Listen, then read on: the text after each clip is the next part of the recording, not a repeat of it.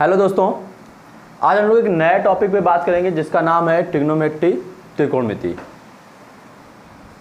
ये इतना इम्पॉर्टेंट है और साथ ही साथ हमने इसको इसलिए स्टार्ट किया है क्योंकि ये बहुत कम जगह हमें पढ़ने को मिलता है, बहुत कम क्लासों में पढ़ने को मिलता है। अगर हम कहीं ऑफलाइन में पढ़ते हैं तो बहुत कम पढ़ने को मिलता है, ऑनलाइन पढ़ते हैं तो भी बहुत कम पढ़ने को मिलता है। और समस्या ये है कि जितने भी एग्ज़ाम्स हो रहे हैं इस समय उसमें त्रिकोणमिति के क्वेश्चंस पूछे ही जा रहे हैं, ठीक है। तो उनको करने के लिए हमारी इतनी प्रैक्टिस नहीं होती है कि हम उनको आसानी से सॉल्व करें। या तो हमारा उसमें टाइम वेस्ट हो जाता है करते करते, या फिर हमें वो क्वेश्चन से ही नहीं आते, हमें उन क्वेश्चन को छोड़ करके आना पड़ता है, मजबूरी आती है हमारे सामने। तो हमने कहा उस मजबूरी को ख़त्म किया जाए, जो मजबूरी है सामने उस मजबूरी को ताकत बना ली जाए। अगर ट्रिग्नोमेट्रिक क्वेश्चंस आपके पास आते हैं तो ट्रिग्नोमेट्री आप उसको ताकत बनाइए कि हम ट्रिग्नोमेट्रिक क्वेश्चंस को करके ही आएंगे। इस वजह से हम ट्रिग्नोमेट्री को स्टार्ट करने जा रहे हैं। तो देखिए, हमने स्टार्टिंग से आप लोग को ये सिखाया है कि पढ़ाना और पढ़ना दोनों का अगर एक मेथड नहीं मिला आपको तो आप ना कभी सीख ही नहीं पाएंगे, ठीक है। ये साइकिल चलाना नहीं होता है कि आपने 10 दिन चलाया साइकिल और आप सीख ही जाएंगे, ऐसा नहीं होता है। अगर आप एक मैथमेटिकली ढंग को नहीं पकड़ पाते हैं मैथ में, अगर आप एक प्रोसेस को नहीं समझ पाते हैं तो आप मैथ नहीं सीख सकते, चाहे उसमें आप ज़िंदगी खपा दीजिए। लेकिन अगर आपने एक सीक्वेंस पकड़ लिया, एक सिस्टम पकड़ लिया, मैथ का एक प्रोसेस होता है, उस प्रोसेस को समझ लिया तो आप बहुत आसानी से सीख जाएंगे मैथ को, ठीक है ना। क्लियर इतना। तो हमने कहा त्रिकोणमिति, ट्रिग्नोमेट्री एक ऐसा टॉपिक है जिसे हम क्लास कब से 8 या 9 से स्टार्ट हो जाता है। कुछ बुक्स में 8 में मिलता है, कुछ में 9 में आ जाता है। 9 में तो 100% आपको मिलता ही मिलता है। तो ट्रिग्नोमेट्री हम 9 से पढ़ते हैं, 9, 10, 11, 12, इसके बाद BSc, SC वगैरह सब में भी आप ट्रिग्नोमेट्री पढ़ते थे। लेकिन क्या कंपटीशन में जब हम बैठते हैं तो उन क्वेश्चंस को हम आंसर दे पाते हैं तो देखते हैं कि आंसर्स नहीं निकलते हमसे। तो ऐसा क्यों होता है? ऐसा होता है इसलिए क्योंकि वहाँ पर जो आप पढ़ते हैं तो एक प्रोसेस होता है कि आपको इतना ही पढ़ना, इतना ही कंटेंट है। लेकिन जब आप कंपटीशन में बैठते हैं तो आपके पास ट्रिग्नोमेट्री एक पूरा का पूरा एक यूनिवर्सल बना देता है। उसमें आपसे कहाँ से क्वेश्चन पूछता है आपको नहीं पता होता है, किस मेथड का पूछेगा नहीं पता होता है। तो उन्हीं सब चीज़ों को हम यहाँ पर क्या करने जा रहे हैं, सीखने जा रहे हैं। क्लियर बात, इतनी बात समझ में आ गई ना। तो हमने कहा बने रहिए, पूरा वीडियो आपको देखना पड़ेगा क्योंकि आज की क्लास में हम क्वेश्चंस नहीं कराएंगे। आज की क्लास में हम केवल इतना बताएंगे कि ट्रिग्नोमेट्री को कितने भागों में हमें पढ़ना है, किस भाग में किस टाइप के क्वेश्चंस पूछे जाते हैं। और बहुत इंपॉर्टेंट है, यूपीएसआई में तो बहुत ही ज़्यादा इंपॉर्टेंट है, इसलिए इसके आज आप नोट्स बनाइएगा जो आज हम पढ़ा रहे हैं। क्लास थोड़ी बड़ी होगी क्योंकि आज हम केवल क्या बताने जा रहे हैं, समझाने जा रहे हैं। बात के लिए इतनी। चलिए तो देखते हैं कैसे करना है। तो देखिए, यहाँ पे हमने एक इंडेक्स बना दिया है कि इंडेक्स का मतलब हो गया आपके पास एक सूची दे दी है कि उस सूची में हमें क्या क्या पढ़ना होगा और किसमें कितने टाइप के क्वेश्चंस इंपॉर्टेंट एग्जाम में पूछता है। तो ट्रिग्नोमेट्री, त्रिकोणमिति को हमने किस किस पार्ट में पढ़ना है पहले उस चीज़ पर चर्चा करते हैं। ट्रिग्नोमेट्री का सबसे पहला पार्ट हमें पता होना चाहिए ट्रिग्नोमेट्री रेशियोज क्या होते हैं, हमें इसके बारे में जानकारी होनी चाहिए और ये आना भी चाहिए, इसके क्वेश्चन आने चाहिए। इसका ट्रिग्नोमेट्री वैल्यूज़ क्या होती हैं, मतलब ट्रिग्नोमेट्री मान कैसे निकाले जाते हैं ये भी हमें पता होना चाहिए। ट्रिग्नोमेट्री आइडेंटिटीज क्या होती हैं, सरसमकाएँ क्या होती हैं, मोस्ट इंपॉर्टेंट पॉइंट है। हमने कहा एक भी ऐसा पॉइंट नहीं है जो इंपॉर्टेंट नहीं है। आप इसमें से एक भी ऐसा मत सोचिएगा कि ये पढ़ लेंगे तो इससे एग्जाम से फंस जाएगा, ये पढ़ लेंगे तो इससे फंस जाएगा, ऐसा नहीं है। ट्रिग्नोमेट्री अभी आपको सीखनी है, आपको पूरे के पूरे पॉइंट पता होने चाहिए कि किस पॉइंट में किस तरह के क्वेश्चंस बनते हैं। तो हमने कहा ट्रिग्नोमेट्री रेशियोज मतलब त्रिकोणमिति अनुपात क्या होते हैं ये पढ़ेंगे। ट्रिग्नोमेट्री वैल्यूज, ट्रिग्नोमेट्री मान क्या होते हैं ये पढ़ेंगे। ट्रिग्नोमेट्री आइडेंटिटीज, त्रिकोणमिति सरसमकाएँ क्या होती हैं ये पढ़ेंगे। ट्रिग्नोमेट्री इक्वेशंस, त्रिकोणमिति समीकरण क्या होते हैं ये पढ़ेंगे। Trigonometry maximum and minimum value, त्रिकोणमिति का महत्तम और न्यूनतम मान कैसे निकालते हैं ये पढ़ेंगे। ट्रिग्नोमेट्री प्राचल मान, ठीक है ना, तो त्रिकोणमिति में प्राचल मान कैसे निकाले जाते हैं या इनका इस्तेमाल कब करते हैं हम ये सीखेंगे। तो इतने सारे पॉइंट हमें यहाँ पर सीखने और इन्हीं से आपके क्वेश्चंस पूछता है, लेकिन कैसे पूछता है ये इंपॉर्टेंट होता है। ये तो पढ़ लिया, मान लिया कि हमने इतना सीख लिया, लेकिन उन क्वेश्चंस की पूछने का तरीका क्या है वो इंपॉर्टेंट होता है। तो चलिए एक बार हम फिर से रिपीट करते हैं और इसको आप कॉपी पर नोट करिएगा। ट्रिग्नोमेट्री रेशियोज पढ़ेंगे, ट्रिग्नोमेट्री वैल्यू पढ़ेंगे, ट्रिग्नोमेट्री आइडेंटिटीज पढ़ेंगे, ट्रिग्नोमेट्री इक्वेशंस पढ़ेंगे, trigonometry maximum and minimum value पढ़ेंगे, ट्रिग्नोमेट्री के प्राचल मान पढ़ेंगे। इतनी बात क्लियर? कोई डाउट किसी को? तो इतना आप नोट कर लीजिए ताकि हम आगे पढ़ना स्टार्ट करें, ठीक है। नोट हो गया होगा, चलिए आगे देखते हैं। नोट करो तुम भी अपना, बैठे हो बतिया रहे हो बैठे। तो मेट देते हैं, अगला क्वेश्चन लिखते हैं।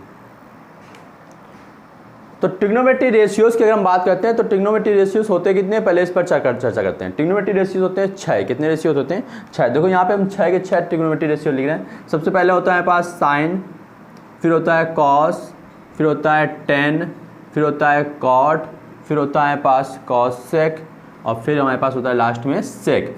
कितने ट्रिग्नोमेट्री रेशियोज हो गए? 6 ट्रिग्नोमेट्री रेशियोज हो गए, साइन, कॉस, टेन, कॉट, सेक और कॉसेक। इस तरह से हमने 6 ट्रिग्नोमेट्री रेशियोज लिख दिया। अब इन 6 ट्रिग्नोमेट्री रेशियोज में भी कुछ रिलेशंस होता है आपस में, उस रिलेशन को समझ लेते हैं। अगर हम साइन का व्युत्क्रम पूछते हैं कि साइन का व्युत्क्रम क्या होता है, इसका रेशियो, तो साइन का व्युत्क्रम होता है पास साइन थीटा को हम रिप्रेजेंट करते हैं ताकि किसी एक एंगल को ले लें। साइन थीटा का होता है हमारे पास 1/cosec थीटा। ये आप लिख सकते हैं रेशियो में। क्या लिख सकते हैं? रेशियो में, कि साइन थीटा का रेशियो बन जाता है 1/cosec थीटा। रेशियो का मतलब समझते हैं अनुपात के फॉर्म में, अंश और हर के फॉर्म में। तो साइन थीटा का अगर हम वैल्यू निकालते हैं, रेशियो निकालते हैं, तो एक रेशियो मिलता है पास cosec थीटा 1/cosec थीटा, और ये इसका व्युत्क्रमानुपाती होता है। क्या होता है? व्युत्क्रमानुपाती। क्लियर नहीं? तो इसका अगर हम बात करते हैं cos थीटा की, तो cos थीटा का हमारे पास बन जाएगा, cos थीटा क्या बन जाएगा? 1/sec थीटा होता है। क्या होता है? sec थीटा होता है। cos थीटा को अगर हम यूज कर सकते हैं तो 1/sec थीटा के फॉर्म में लिख सकते हैं, और tan थीटा का अगर हम रेशियो लिखेंगे तो इसको लिख सकते हैं 1/cot थीटा लिख सकते हैं। ये तो आपस के रिलेशन बता रहे हैं हम। अभी हम जो मान बता रहे हैं, रेशियोज बता रहे हैं, वो इनमें ही रिलेशन बता रहे हैं कि जो 6 के 6 होते हैं उनमें भी आपस में रिलेशन होता है। उस रिलेशन को यहाँ पे हम रिप्रेजेंट कर रहे हैं कि साइन थीटा का रिलेशन बनता है cosec थीटा के साथ, cos थीटा का रिलेशन बनता है sec थीटा के साथ, और tan थीटा का रिलेशन किससे बनता है? cot थीटा के साथ। कैसे बनता है? Sine theta equal to 1/cosec theta, cos theta equal to 1/sec theta, और tan theta equal to 1/cot theta. आपको जरूरत पड़ती है कि हमें cos थीटा नहीं लिखना है तो आप cos थीटा की जगह क्या लिख सकते हैं? 1/sec theta. आपको लगता है हमें साइन थीटा की जरूरत नहीं है तो साइन थीटा की जगह आपको क्या लिख सकते हैं? cosec theta. tan थीटा की जगह क्या लिख सकते हैं? आप cot थीटा लिख सकते हैं। इसी प्रकार से नेक्स्ट में आप cosec थीटा की वैल्यू को क्या लिख सकते हैं? समझ चुके होंगे। cosec थीटा का रेशियोज क्या बन जाएगा? क्या बन जाएगा? 1/sin theta. बिल्कुल ठीक, 1/sin थीटा। अगर यहाँ पे निकालेंगे sec थीटा का तो sec थीटा की वैल्यू क्या बन जाएगी? 1/cos theta. बात करेंगे tan थीटा के लिए तो cot थीटा इक्वल टू हमारे पास क्या बन जाएगा? 1/tan theta. पहला रेशियो समझाने की कोशिश की, यहाँ पे हम रेशियो लिख रहे हैं। 2 रेशियो आपस में और बनते हैं। पहला tan थीटा का, tan थीटा का इसी में रिलेशन होता है साइन थीटा अपॉन में क्या होता है? cos theta. और cot थीटा की अगर हम बात करते हैं तो cot थीटा का रेशियो बनता है cos theta upon sine theta. ये रेशियो बन गए। ये तो रेशियो बन गए किसमें? जब इनका आपस में रिलेशन बोला जाता है तो ये उनका रेशियो रिप्रेजेंट कर रहा है कि साइन का रिलेशन cos के साथ क्या होता है, cos का रिलेशन साइन के साथ क्या होता है, या फिर tan का रिलेशन साइन और cos के रेशियो में कैसे लिखा जाएगा, cot की वैल्यू cos और साइन के रेशियो में कैसे लिखी जाएगी। इतनी बात समझ में आ गई? कोई डाउट किसी को? Sine theta equal to 1/cosec theta, cos theta equal to 1/sec theta, tan theta equal to 1/cot theta, tan theta equal to sin theta upon cos theta, cosec theta equal to 1/sin theta, sec theta equal to 1/cos theta, cot theta equal to 1/tan theta, cot theta equal to cot theta equal to cos theta upon क्या होता है? sin theta. इतनी बात clear? Note करते जाइए, notes बनाते जाइए। ये हमने रेशियो निकाला है आपस में इनका। क्लियर? इतनी तभी पहला पॉइंट क्लियर। कितने ratios? 6 ratios, sine, cos, tan, cot, sec और cosec। 6 के 6 रेशियो को आपस में ही हमने रिलेट करके दिखाया है कि कैसे इनको रेशियो के फॉर्म में लिखते हैं। अगला पॉइंट, अब अगला पॉइंट हमारे पास रेशियो का ही है कि अगर हमें ट्रिग्नोमेट्री रेशियोज पढ़ने होते हैं तो किस प्रकार के डायग्राम के लिए पढ़ते हैं, इस पर चर्चा की गई। तो यहाँ पे लिखा गया right angle triangle. Right angle triangle का मतलब होता है समकोण त्रिभुज। हम जितने भी रेशियोज 6 के 6 इस्तेमाल कर रहे हैं, sign, cos, tan, cot, sec और cosec, वो किस ट्रायंगल के लिए पढ़ेंगे? समकोण त्रिभुज के लिए पढ़ेंगे। समकोण त्रिभुज में उनको लगाने के लिए पढ़ेंगे। तो देखिए समकोण त्रिभुज क्या होता है, पहले इस पर चर्चा करते हैं, फिर उनको अप्लाई कैसे करते हैं ये बताते हैं। समकोण त्रिभुज की यदि हम बात करते हैं तो समकोण त्रिभुज एक ऐसा त्रिभुज होता है जिसका एक कोण कितने डिग्री होता है? 90 डिग्री होता है। समकोण त्रिभुज एक ऐसा त्रिभुज होता है जिसका एक कोण कितने डिग्री होता है, 90 डिग्री होता है। 90 के सामने वाली जो भुजा होती है वो आपकी कर्ण बन जाती है, जिसे इंग्लिश में बोलते हैं हाइपोटेनियस। क्या बोलते हैं? हाइपोटेनियस बोलते हैं। इतनी बात क्लियर हो गई कि किसी भी त्रिभुज का यदि एक कोण 90 डिग्री है तो कौन सा त्रिभुज बन जाता है? समकोण त्रिभुज बनता है। 90 के सामने वाली जो साइड होती है वो हमेशा क्या होती है? कर्ण होती है। अब बच्ची हमारे पास दो साइड, ये और ये। तो इसमें अगर हम पूछते हैं कि इसमें लंब कौन है, आधार कौन है, तो इसमें लंब की अगर हम बात करते हैं तो लंब क्या होगा? तो नाम लिख देते हैं पहले हम, ए, बी और ये सी। हाँ, अब बताइए लंब कौन होगा? बहुत बढ़िया, मारे थप्पड़ अभी तुम्हारे सुझाव देंगे हम। बोला ए बी लंब होगा, ए बी लंब होगा और बी सी क्या होगा? आधार होगा। तो देखो यहाँ पर ये क्लियर नहीं है कि ए बी लंब है या बी सी लंब है। क्या तो अजीब बात है सर, ये लाइन खड़ी लाइन है, खड़ी लाइन को हमें सिखाया गया लंब होता है, ये पड़ी लाइन है, पड़ी लाइन को सिखाया गया आधार होता है, यही सिखाया गया है और हम बता रहे हैं तो आप कह रहे हैं थप्पड़ मार। अरे भैया मेरे, देखो सिखाना, जब आप कंपटीशन पढ़ रहे होते हैं तो आपको बहुत डीपली चीज़ें पता होनी चाहिए। और हम कह रहे हैं कंपटीशन नहीं, कोई भी चीज़ पढ़नी चाहिए आपको तो बेसिक से ही पढ़नी चाहिए, चाहे वो कंपटीशन हो और चाहे आपकी क्लास स्टैंडर्ड हो। क्लियर बात अभी? तो यहाँ पर हमें ये तो पता चल गया एंगल से ही तो हमने बताया इस साइड को, इसका मतलब बाकी दोनों साइड भी किस पर डिपेंड करेंगी? एंगल पर डिपेंड करेंगी। तो यहाँ पर आप जिस एंगल को लेंगे, मान लो हमें इस एंगल पे बात करना है, किस एंगल पे बात करना है? ए एंगल पे बात करना है। अगर हमें सारे मान ए एंगल से निकालने हैं तो ये वाली साइड हमारी क्या बन जाएगी? लंब बन जाएगी। और बस जो तीसरी साइड बचती है जिस पर वो एंगल रिप्रेजेंट होता है वो हमारी क्या बन जाती है? आधार बन जाती है। बात समझे? तो यहाँ पे क्या लिया गया है? एंगल कौन सा लिया गया है? एंगल ए पर, एंगल ए पर। बात समझ में आ गई? एंगल ए पर ये हमारे पास लंब हो जाएगा और ये साइड क्या हो जाएगी? आधार हो जाएगी। ये क्या हो गया? कर्ण। अब देखो क्या यहाँ पे खड़ी हुई लाइन लंब को रिप्रेजेंट कर रही है? नहीं रिप्रेजेंट कर रही है। क्यों? क्योंकि क्या हमने चेंज कर लिया है? एंगल। अगर एंगल हमारे पास सी होता, अगर एंगल क्या होता? सी होता। अगर एंगल सी पर हम बात करते हैं, सी पर बात करते हैं कि एंगल सी लिया जाए, तो एंगल सी पे अगर हम लेते हैं तो ये हमारे पास लंब बन जाता है ए बी और ये हमारे पास आधार बन जाता है। लेकिन कर्ण में कोई परिवर्तन नहीं होता है क्योंकि कर्ण हमेशा किसने? 90 डिग्री के सामने वाली भुजा को बोलते हैं। इतने बात क्लियर होगी? तो यहाँ पर एक बहुत सिंपल सी बात बताई कि हमने समकोण त्रिभुज में आपको तीनों भुजाओं की पहचान करनी होगी और उन तीनों भुजाओं की पहचान आपके एंगल से होगी, कोण से होगी। अगर आप कोणों की जानकारी रखते हैं तो आप इसको जो है आसानी से बता पाएंगे कि कौन सी भुजा कर्ण है, कौन सी भुजा लंब है, कौन सी भुजा क्या है? आधार है। इतनी बात क्लियर? अब ध्यान दीजिए, मान लो हमने एक क्वेश्चन बनाया, यहाँ पर हमने एक वैल्यू बनाई, ये किसी तरह का बना दिया, कोई फर्क नहीं पड़ता। यहाँ पे हमने ए लिखा, ये बी लिखा और ये क्या लिखा? सी। ये एंगल कितने डिग्री लिख दिया हमने? 90 डिग्री। और इस एंगल पे हमें चर्चा करनी है, एंगल बी पर चर्चा करनी है। तो अब जरा ध्यान दीजिएगा, कर्ण कौन सी भुजा हो? ये या फिर ये? तो बिल्कुल ठीक, कर्ण कौन सी भुजा होगी? बी सी, क्योंकि कर्ण हमेशा 90 डिग्री के सामने वाली भुजा को बोलते हैं। तो कर्ण कितना हो गया? B C. अब बाकी दो भुजाएं बच्चे ये और ये, पहचानना थोड़ा मुश्किल हो रहा है लेकिन कोई बात नहीं। आपको क्या दिया गया है? एंगल दिया गया है। कौन सा एंगल? बी। तो बी एंगल दिया गया है तो बी के सामने वाली भुजा आपकी क्या बन जाती है? लंब। तो ये क्या बन गई यहाँ पास? लंब। और तीसरी भुजा क्या बन गई आपकी? आधार बन गई। कोई डाउट किसी को? ये पहचानना सीख गए? समकोण त्रिभुज में हमें भुजाओं की जानकारी होनी चाहिए कि किस भुजा को क्या बोलते हैं, तभी हम अनुपात निकाल पाएंगे, नहीं तो अनुपात नहीं निकाल पाएंगे। पहला पॉइंट क्लियर हुआ कि अब आते हैं थोड़ा सा यहाँ पे आगे। ये हमारे पास हो गया एक समकोण त्रिभुज।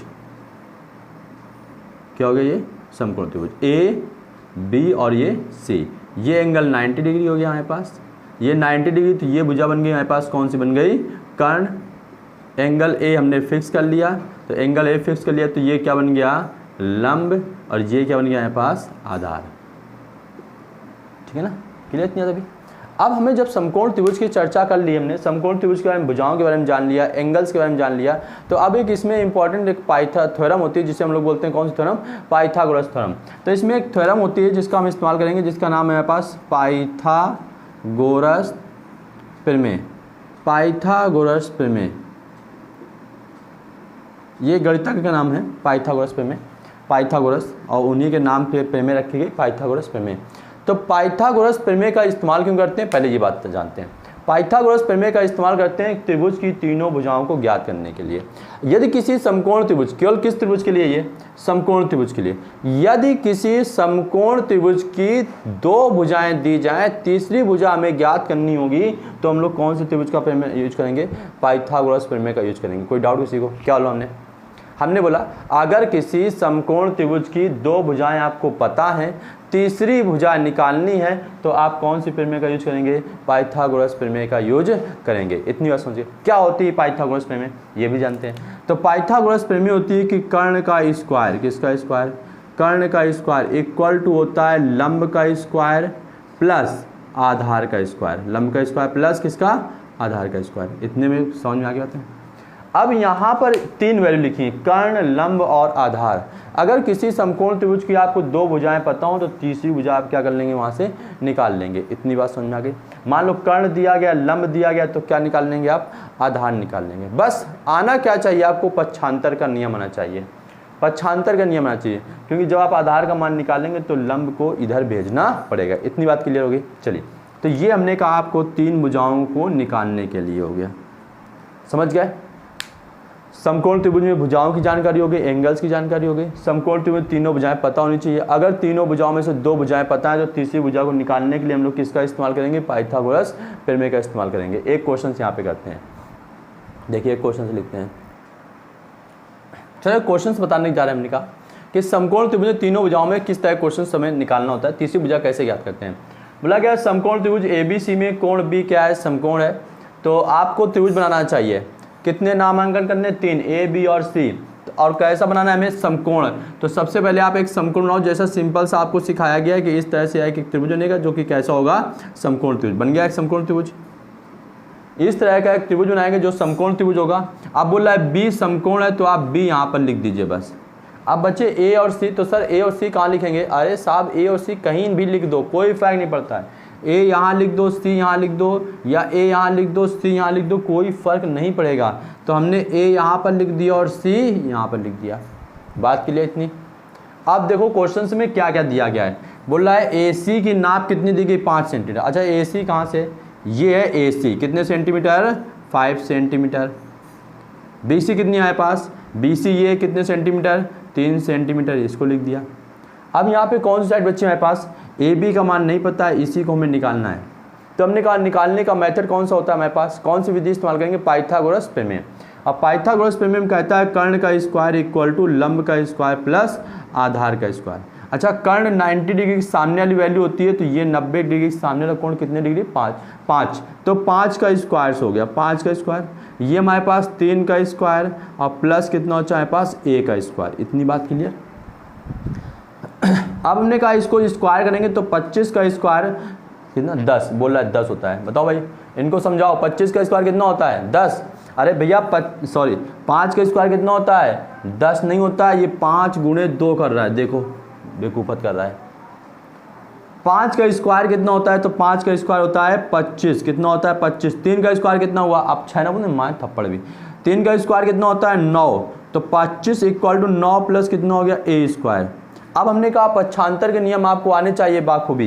तो यहाँ पे हमें इसकी वैल्यू निकालनी है, इसका मतलब यहाँ पर इसको पक्षांतर करना पड़ेगा। तो पक्षांतर करेंगे तो इसको इधर लाएंगे, तो ये वैल्यू बन जाएगी मेरे पास 25 माइनस 9 इक्वल टू में क्या हो गया? A square. अच्छा, 25 माइनस 9, 25 में 9 घटाएंगे तो कितना बचेगा? 16। तो 16 equal to A square. 16 equal to A square. Square हटाएंगे तो इधर लग जाएगा अंडर रूट 16। कितना लग जाएगा? Under root 16। और अंडर रूट 16 की वैल्यू सबको पता है कि अंडर रूट 16 की वैल्यू कितनी होती है हमारे पास? 4। तो ये फाइनली आंसर कितना आ गया हमारे पास? 4 आ गया।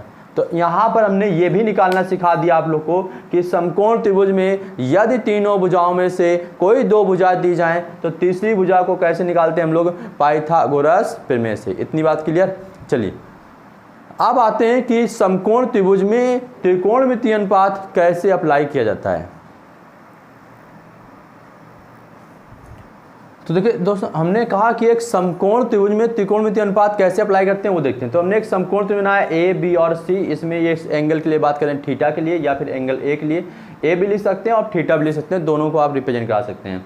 यहाँ पे ये हमारे पास जो लिखा हुआ है ये हमारे पास आधार को रिप्रेजेंट कर रहा है, ए आधार को रिप्रेजेंट कर रहा है, ये बी एल जो है ये लंब को रिप्रेजेंट कर रहा है और ये के जो है हमारे पास किसके लिए रिप्रेजेंट कर रहा है, कर्ण को रिप्रेजेंट कर रहा है। ठीक है ना, कर्ण को के से, लंब को एल से और आधार को किससे रिप्रेजेंट कर रहा है, ए से रिप्रेजेंट कर रहा है। तो हमने कहा 6 त्रिकोणमिति हैं।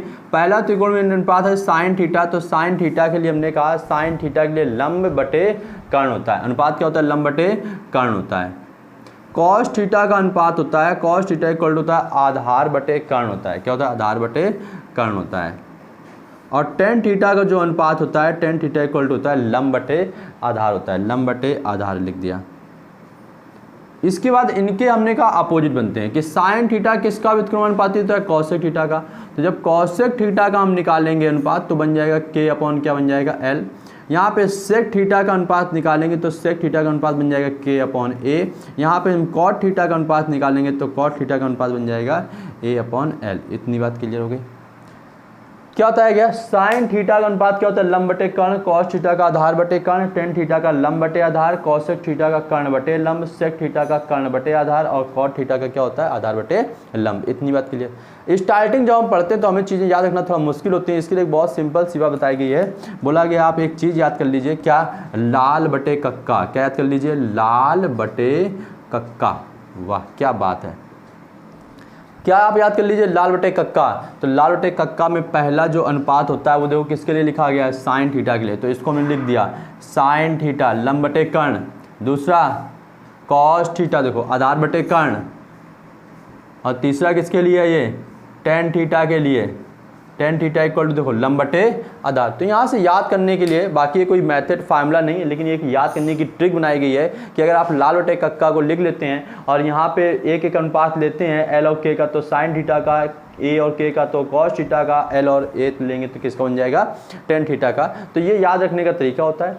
साइन थीटा का याद है तो कॉसेक थीटा अपने आप मिल जाएगा, कॉस थीटा का याद है तो सेक थीटा आप उल्टा लिख देंगे, टेन थीटा का याद है तो कॉट थीटा का आप अपने आप से लिख देंगे।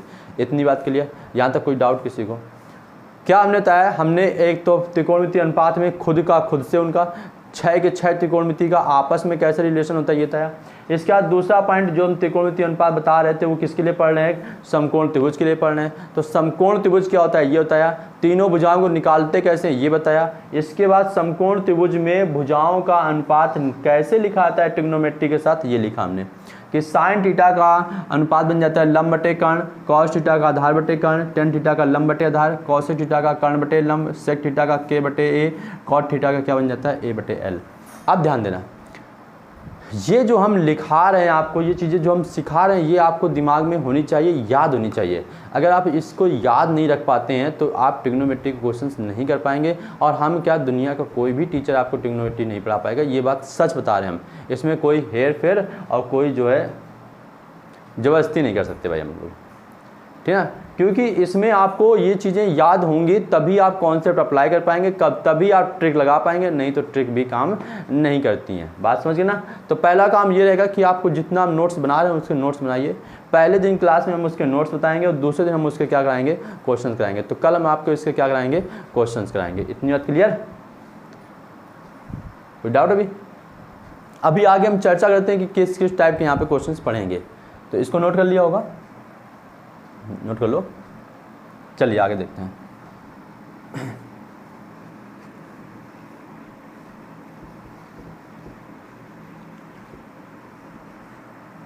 देखो अनुपात वाले क्वेश्चंस को हमने चर्चा करेंगे, अनुपात भी हम कितने टाइप से पढ़ेंगे इस पर हम चर्चा कर देते हैं। तो ट्रिग्नोमेट्री अनुपात जो है, त्रिकोणमिति अनुपात कितने टाइप के क्वेश्चंस पढ़ेंगे। त्रिकोणमिति अनुपात में 3 टाइप के क्वेश्चंस हम लोग पढ़ेंगे। कितने टाइप के क्वेश्चन पढ़ेंगे,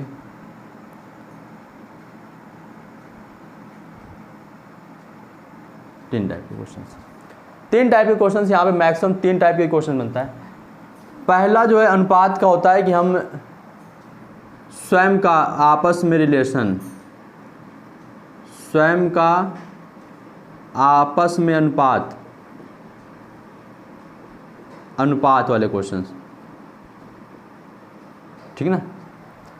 दूसरा, जब समकोण त्रिभुज की भुजाएं दी जाएं, क्या दी जाएं, समकोण त्रिभुज की भुजाएं दे, तब भुजाएं दे। और तीसरा है जब त्रिकोणमिति अनुपात दे, त्रिकोणमिति अनुपात दे। 3 तरह के क्वेश्चंस हम लोग पढ़ेंगे यहाँ पर, और हम हर एक टाइप के क्वेश्चन सिखाएंगे आपको। स्वयं का आपस में अनुपात दे, जब समकोण त्रिभुज की भुजाएं दे, और तीसरा जब त्रिकोणमिति क्या दे, अनुपात दे। इतनी बात क्लियर। तो इसको यहाँ तक आज हम कंप्लीट करेंगे। ये आपका एक टॉपिक क्लियर हो चुका है, त्रिकोणमिति में अनुपात वाला टॉपिक, ठीक है ना। तो कल हम इसके क्वेश्चंस कराएंगे आप लोग के लिए, तो तैयार रहिएगा कल के क्वेश्चंस के लिए। कोई डाउट, कोई दिक्कत? कोई दिक्कत नहीं है। तो चलते समय एक प्यारी सी स्माइल के साथ वीडियो क्या कर लें, लाइक कर लें, क्योंकि अभी लग नहीं किया होगा, वो होता है ऐसा ही है। जब हम पढ़ने के आते हैं जुनून में, तो उसके पढ़ाई दिखती है और कुछ नहीं दिखता है। तो पढ़ाई के साथ साथ थोड़ा मास्टर के बारे में भी सोच लिया करिए, और एक प्यारी सी स्माइल दे करके वीडियो क्या कर लिए, लाइक कर लीजिए। जय हिंद, जय भारत।